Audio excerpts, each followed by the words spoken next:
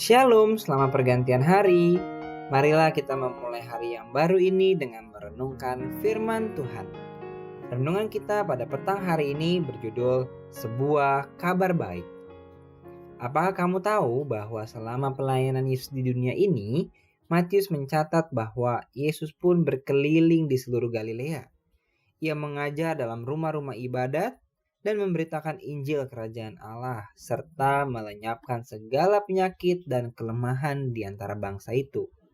Terdapat dalam Matius 4 ayat yang ke-23. Kira-kira menurut kalian, apa saja yang diajarkan Yesus?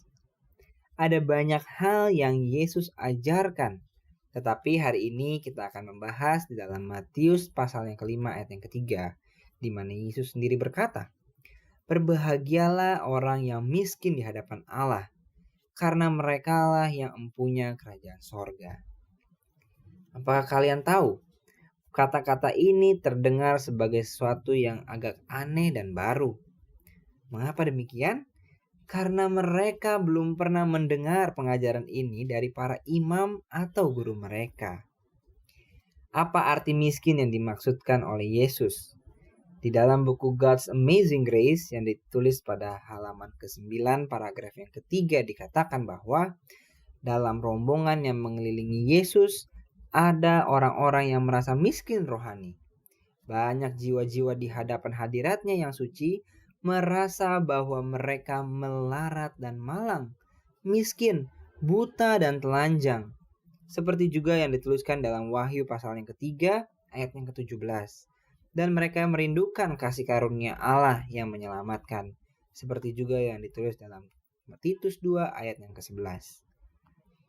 Jadi miskin yang dimaksudkan Yesus di sini adalah orang yang miskin dalam rohaninya. Bagi orang yang miskin rohani, Yesus berkata, merekalah yang empunya kerajaan Allah.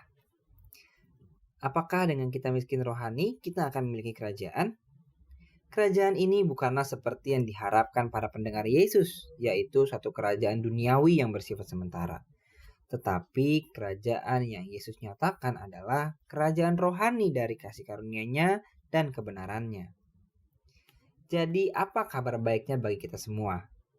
Semua orang yang merasa sangat miskin dan mengakui bahwa tidak ada satu kebaikan dalam dirinya, bisa memperoleh kebenaran dan kekuatan oleh memandang kepada Yesus.